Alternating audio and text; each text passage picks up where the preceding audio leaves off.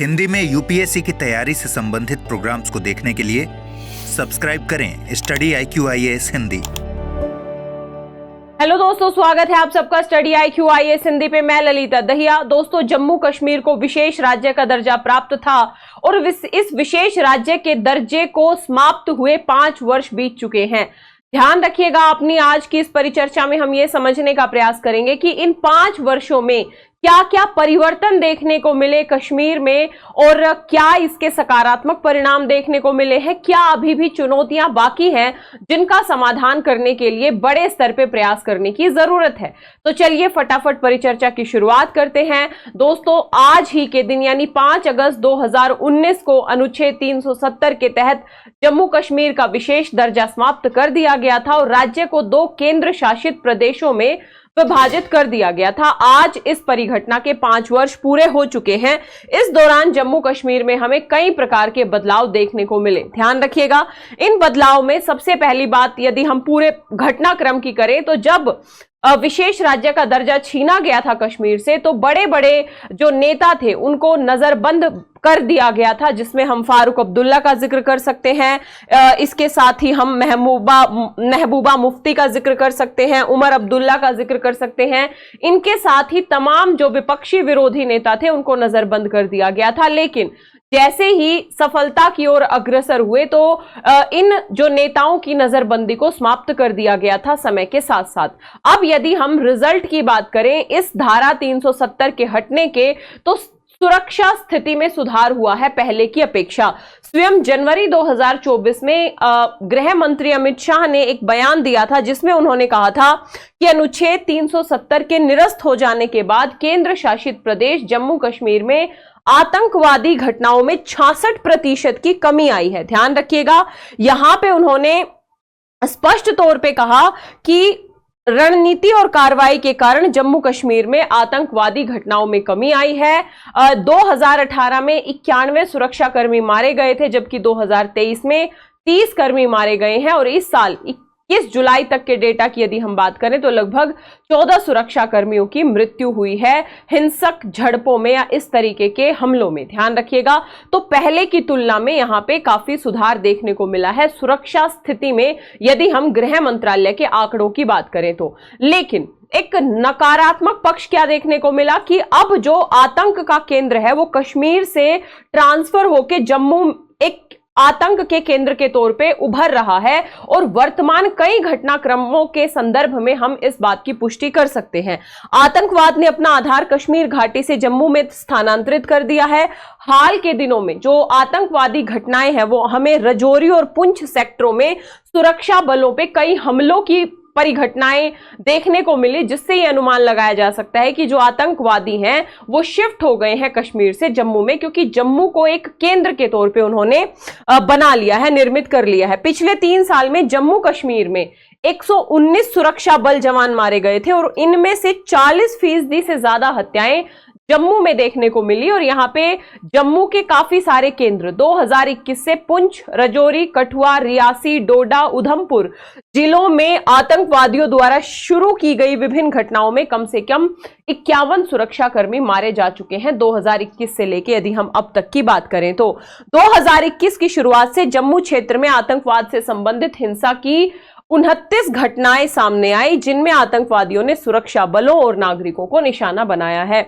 यानी एक सुरक्षा चुनौती यह है कि विशेष दर्जा समाप्त करने के बाद आतंकवाद कम हुआ है, लेकिन आतंकवाद का सफाया अभी तक नहीं हो पाया है, जिसके लिए और ज्यादा सजग और ज्यादा सक्रिय प्रयास करने की जरूरत है। ध्यान रखिएगा, तो दूसरा मुद्दा सुरक्षा संबंधी मुद्दा, जिसमें पहले की तुलना में हालत सुधरे हैं लेकिन पूर्ण रूप से नहीं सुधरे हैं और साथ ही क्षेत्र में भी हमें शिफ्ट देखने को मिला। साथ ही जम्मू कश्मीर भूमि कानून में संशोधन हुआ, ये एक सकारात्मक प्रयास माना गया। ध्यान रखिएगा, 26 अक्टूबर 2020 को ही केंद्र ने क्षेत्र के लिए नए भूमि कानूनों को अधिसूचित किया, जिसमें निरस्त अनुच्छेद 370 के तहत दी गई भूमि पर स्थानीय लोगों के विशेष अधिकार समाप्त हो गए। यानी 370 के तहत पहले जम्मू कश्मीर में भूमि केवल स्थानीय लोग ही खरीद सकते थे। अब इस भूमि कानून में सुधार कर दिया गया है, इसमें चेंजेस कर दिए गए हैं, जिसके तहत पूरे भारत का कोई भी जो नागरिक है वहां पे भूमि खरीद सकता है। ध्यान रखिएगा, अब तक ये स्थायी निवासियों को पूर्ववर्ती राज्य में संपत्ति खरीदने या बेचने का अधिकार देता था, लेकिन अब अप्रैल 2023 में गृह राज्य मंत्री नित्यानंद राय ने राज्यसभा को सूचित किया कि पिछले 3 साल में जम्मू कश्मीर के बाहर के लगभग 185 लोगों ने केंद्र शासित प्रदेश में जमीन खरीदी है। यानी भूमि कानून में संशोधन किया गया। यह भी अनुच्छेद 370 के हटने के बाद एक बड़ा कदम था, ताकि हम कश्मीर में दूसरे क्षेत्र के लोगों की गतिविधियों को भी बढ़ा सके। ध्यान रखिएगा। अगला, यदि हम पॉजिटिव एस्पेक्ट देखें तो पर्यटन में तेजी से वृद्धि देखी गई है। दोस्तों, जम्मू कश्मीर के पर्यटन विभाग के अनुसार यदि हम बात करें 2023 में लगभग 21.1 मिलियन से अधिक पर्यटन इस क्षेत्र में आए, जिसका क्षेत्र की अर्थव्यवस्था पर निश्चित तौर पे एक सकारात्मक प्रभाव पड़ा है। यहां पे यदि हम बात करें तो पिछले 3 सालों के दौरान पर्यटन क्षेत्र में लगभग 15.13% की औसत वृद्धि दर्ज की गई है, जो कि सकल राज्य घरेलू उत्पाद में पर्यटन का जो योगदान था वो जहां 2019-20 में लगभग 7.84% था, वही 2022-23 में बढ़ के 8.47% हुआ है। यानी पर्यटन में हमें एक बड़ा उछाल देखने को मिला है जम्मू कश्मीर या पूरे के पूरे कश्मीर के संदर्भ में।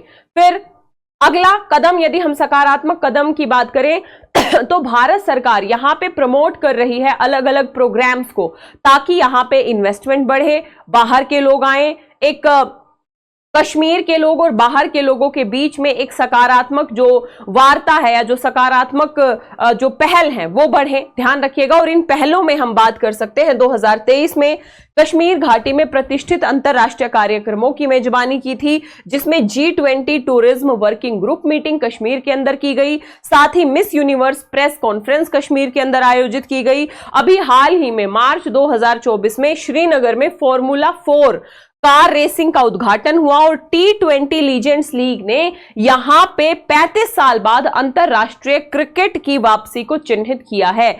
यह सकारात्मक कदम है जो दिखा रहे हैं कि कश्मीर के अंदर लोगों की दिलचस्पी बढ़ रही है और उसके लिए सरकार बड़े स्तर पे प्रयास कर रही है, ताकि कश्मीर के लोगों का जो इंटरेक्शन है वो बाहर के लोगों से हो सके और इस माध्यम से कश्मीर में बड़े निवेश को आकर्षित किया जा सके। ध्यान रखिएगा, ये फॉर्मूला कार रेस का आप चित्र पीछे देख पा रहे हैं। साथ ही अगला, यदि हम सकारात्मक कदम देखें तो घाटी में सिनेमा की वापसी। एक तो जम्मू कश्मीर फिल्म पॉलिसी आई 2021 की। इस फिल्म पॉलिसी लाने से फिल्म शूटिंग को कश्मीर के अंदर बढ़ावा मिला है। ध्यान रखिएगा, जब फिल्मों की शूटिंग को बढ़ावा मिलेगा तो निश्चित तौर पे निवेश आएगा, डिमांड बढ़ेगी, रोजगार बढ़ेगा, कश्मीर के लोगों के लिए नए नए अवसर पैदा होंगे। तो ये एक पूरी की पूरी अर्थव्यवस्था के लिहाज से काफी ज्यादा सकारात्मक कदम है। 2023 में जम्मू कश्मीर में 50 से ज्यादा फिल्मों की शूटिंग की गई। यदि हम सिनेमा की बात करें तो 30 साल बाद 2021 में जम्मू कश्मीर में पहली बार सिनेमा हॉल खुला और अब इन सिनेमा हॉल्स का कश्मीर के अलग अलग हिस्सों में विस्तार भी हो रहा है। तो यह भी एक सकारात्मक कदम है कश्मीर के लोगों के लिए। वहां की अर्थव्यवस्था इससे बढ़ रही है, वहां मनोरंजन के संसाधन भी बढ़ रहे हैं, बाहर के लोगों का इंटरेक्शन कश्मीर के अंदर बढ़ रहा है। तो ये सारी चीजें कश्मीर के लिए काफी ज्यादा सकारात्मक मानी जा सकती हैं। और ओवरऑल यदि हम अर्थव्यवस्था के दृष्टिकोण से बात करें तो जम्मू कश्मीर आरक्षण संशोधन विधेयक 2023 पर चर्चा के दौरान जम्मू कश्मीर की अर्थव्यवस्था के मोर्चे पर प्रगति पर बयान दिया था अमित शाह ने संसद में, और यह कहा था कि आर्टिकल 370 के निरस्त होने से पहले जो राज्य का सकल घरेलू उत्पाद था वो 1 लाख करोड़ था, लेकिन महज 5 साल में, ये दिसंबर 2023 तक का डेटा है, यहां तक ये जो सकल घरेलू उत्पाद है राज्य का वो लगभग 2.27927 करोड़ रुपया हो गया, यानी लगभग 2 गुना बढ़ चुका है सकल घरेलू उत्पाद। इसी तरीके का एक स्टेटमेंट उपराज्यपाल मनोज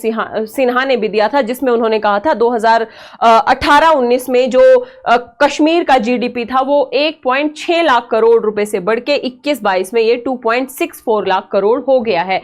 यानी ओवरऑल अर्थव्यवस्था बढ़ी है यदि हम कश्मीर के दृष्टिकोण से देखें तो। अगला है निवेश आकर्षित करना। इसके लिए सरकार बड़े स्तर पर प्रयास कर रही है। जम्मू कश्मीर केंद्र शासित प्रदेश ने पिछले साल में कुल 5319 करोड़ रुपए का निवेश प्राप्त किया है और 2023 में कई न्यूज रिपोर्ट्स की माने तो जम्मू कश्मीर में सुरक्षित माहौल से उत्साहित और आश्वस्त होकर केंद्र शासित प्रदेश में लगभग 25,000 करोड़ रुपए की निवेश परियोजनाएं अलग अलग क्षेत्रों में क्रियान्वित की जा रही हैं, जबकि 80,000 करोड़ रुपए से अधिक के प्रस्ताव प्रक्रियाधीन हैं। यानी जो एक सुरक्षा का माहौल सृजित हुआ है उससे निवेशकों के अंदर एक विश्वास बना है, जिससे कश्मीर में बड़े स्तर पे निवेश की परियोजनाएं क्रियान्वित की जा रही हैं। इसके साथ ही यदि हम शैक्षणिक सुविधाओं की बात करें तो ध्यान रखिएगा, सरकारी डिग्री इंजीनियरिंग कॉलेजों की संख्या 96 से बढ़ा के 147 कर दी गई है।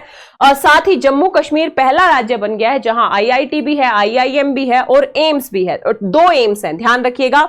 मेडिकल कॉलेजों की संख्या भी बढ़ाई गई है। पहले मेडिकल सीटें 500 थी, अब 370 खत्म होने के बाद ये सीटें 800 कर दी गई हैं। यानी शिक्षा के क्षेत्र में भी बड़े सुधार के प्रयास हो रहे हैं, न केवल प्रारंभिक बल्कि जो हायर एजुकेशन है, जिसमें हम टेक्निकल एजुकेशन की बात कर सकते हैं, इंजीनियरिंग की बात कर सकते हैं, मेडिकल की बात कर सकते हैं, सभी प्रकार की शिक्षा की अवसंरचना में बड़े स्तर पे यहां पे सुधार हो रहा है। यदि हम अगले बात करें तो नए बुनियादी ढांचाएं बन रही हैं। दुनिया के सबसे ऊंचे रेलवे ब्रिज प्रसिद्ध चिनाब ब्रिज पर 8 कोच वाली main line electric multiple unit train के सफल ट्रायल रन के साथ ऐतिहासिक उपलब्धि हासिल की। ट्रेन, सड़कें और अन्य अवसंरचना में जो केंद्र सरकार है वो बढ़ चढ़ के यहां पे निवेश कर रही है। हाल ही में फरवरी 2024 में प्रधानमंत्री नरेंद्र मोदी ने जम्मू कश्मीर में 16,000 करोड़ रुपए से अधिक की प्रमुख रेल परियोजनाओं का उद्घाटन किया है, जो दिखा रहा है कश्मीर में बुनियादी सुविधाएं या बुनियादी अवसंरचना में किस स्तर पे और कितने हम कहें कि सक्रिय पहलों के साथ सुधार हो रहा है। चुनाव की यदि हम बात करें तो लोकसभा चुनाव का आयोजन हुआ, लोकसभा चुनाव 2024 का आयोजन हुआ। इस चुनाव की सबसे सकारात्मक बात यह थी, यदि हम कश्मीर के लिहाज से बात करें, कि यहां पे 2024 के लोकसभा चुनाव में जम्मू कश्मीर की 5 सीटों पर रिकॉर्ड 58.46% मतदान हुआ है। ध्यान रखिएगा, पिछले 35 वर्षों में सबसे ज्यादा भागीदारी हुई है इन चुनाव में। तो ये कहीं ना कहीं दिखा रहा है कि जो कश्मीर की जनता है वो भी डेमोक्रेसी में विश्वास रखते हुए आगे बढ़ रही है। हालांकि अभी विधानसभा चुनाव होने शेष हैं, जिनका सुप्रीम कोर्ट ने ऑर्डर किया है कि सितंबर 2024 तक कश्मीर के विधानसभा चुनाव करा दिए जाने चाहिए। ध्यान रखिएगा। इसके साथ ही हम पॉलिटिकल एक रिवॉल्यूशन देख रहे हैं कश्मीर के अंदर। नए नए राजनीतिक दलों का गठन हुआ है। 2019 से लेकर 2022 तक लगभग 10 नए राजनीतिक दलों ने अपने आप को चुनाव आयोग में रजिस्ट्रेशन करवाया है। पर ये तो फिर विधानसभा की अलग अलग सीटें यहां पे निर्धारित की गई हैं। नई विधानसभा में 90 सीटें होंगी दोस्तों, जिसमें से 47 कश्मीर और 43 जम्मू से होंगी। ध्यान रखिएगा। और पहली बार यहां पे अनुसूचित जनजातियों के लिए भी रिजर्व किया गया है सीटों को। इससे पहले यहां पे जो अनुसूचित जातियां थी उनके लिए भी सीटें रिजर्व होती थी। सामाजिक न्याय प्रदान करने, यानी कहीं ना कहीं जो सोशल जस्टिस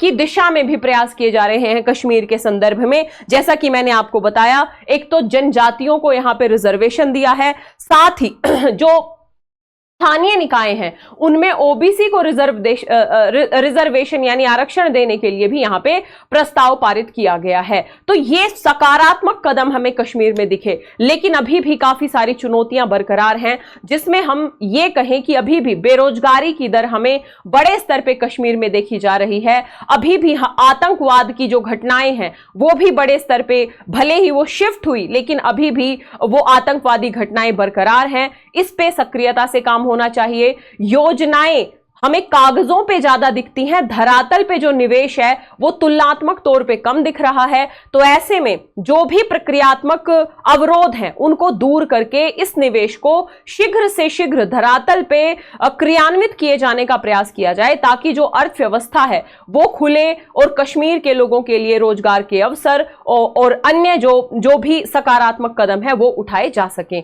तो जो बहुत सारी ऐसी कमियां हैं, बहुत सारे ऐसे प्रयास हैं जो हमें कागजों पे दिख रहे हैं, उनका अतिशीघ्र क्रियान्वयन होना जरूरी है, ताकि हम धारा 370 हटाने के बाद जो कश्मीर को एक नया आयाम देने की जो हमारी संकल्पना थी, हम उसको साकार कर सकें। बात समझ में आई? तो ऐसे में बहुत सारे कश्मीर के जो विपक्षी दल हैं उनका यह कहना है कि सरकार कहीं ना कहीं इस धारा 370 के बाद कश्मीर को बदलने का जो उसका प्रयास था उसमें विफल रही है।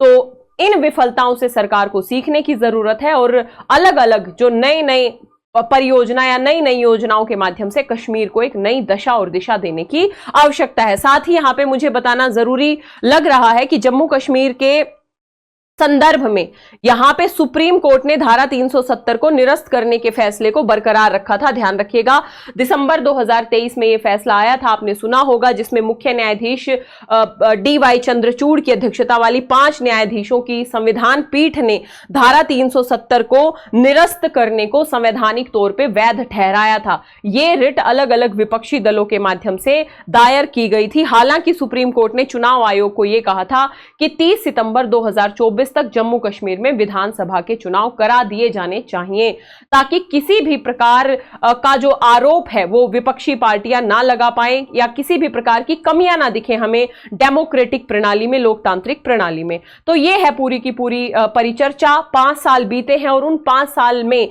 कश्मीर के अंदर हमें काफी सारे सकारात्मक कदम निश्चित तौर पे देखने को मिले हैं, जिसको हमने डेटास के माध्यम से समझा। हालांकि अभी भी कुछ चुनौतियां हैं और वो चुनौतियां भी प्रत्यक्ष तौर पे दिख रही हैं, चाहे वो आतंकवादी हमले हो, चाहे वो बेरोजगारी की स्थिति हो, चाहे वो शिक्षा के जो संस्थान हैं उनकी स्थिति हो। तो ऐसे में सरकार को इन कमियों को भी पहचान के शीघ्र सक्रिय कदम उठाने की जरूरत है, ताकि कश्मीर के लोगों का जो विश्वास है वो हमारी जो प्रणाली उसमें सकारात्मक तौर पे शामिल हो सके और हम एक बेहतर भारत बना सके। ठीक है, तो ये एक छोटी सी परिचर्चा थी। आपका क्या कहना है, अपने विचार जरूर बताइएगा। इसके साथ ही दोस्तों, यदि आप 2025 में IAS का एग्जाम देना चाहते हैं, बेहतर तरीके से प्रिपरेशन करना चाहते हैं, तो 10 अगस्त से अर्जुन बैच शुरू हो रहा है। देर किस बात की, फटाफट जाइए स्टडी IQ की ऐप वेबसाइट पे, इस वीडियो के डिस्क्रिप्शन बॉक्स में लिंक दिया होगा, उस लिंक पे जाना है, कोड यूज करना है LDLIVE, LD लाइव कोड के साथ आपको ये बैच मात्र 27,999 का मिल जाएगा। फाउंडेशन बैच है, बेसिक टू एडवांस लेवल की प्रिपरेशन इसमें कराई जाएगी। साथ ही ये एक तरीके से 13 से 14 महीने में आपका पूरा सिलेबस कंप्लीट करा दिया जाएगा। आंसर राइटिंग, CSET, निबंध, करंट अफेयर सब कुछ इसमें इंक्लूड है, टेस्ट सीरीज तक इसमें इंक्लूड है। तो फटाफट जाइए एडमिशन ले लीजिए। इसके साथ यदि आप 26, 28 में अटेम्प्ट देना चाहते हैं तो लॉन्ग टर्म बैच से जुड़ सकते हैं। ये बिल्कुल बेसिक से लेके एडवांस लेवल तक चलेगा 32,999 में LDLIVE LD लाइव कोड के साथ। इसकी वैलिडिटी ज्यादा होगी निश्चित तौर पे। ठीक है, इसके साथ ही आप मुझसे जुड़ सकते हैं मेरे Telegram channel Lalita Dahiya academy पे, इंस्टाग्राम और फेसबुक पेज पे। आशा करती हूँ ये परिचर्चा आपको अच्छी लगी होगी। मिलेंगे इसी तरीके की अगली परिचर्चा में। धन्यवाद। हिंदी में UPSC की तैयारी से संबंधित प्रोग्राम्स को देखने के लिए सब्सक्राइब करें स्टडी IQ IAS हिंदी।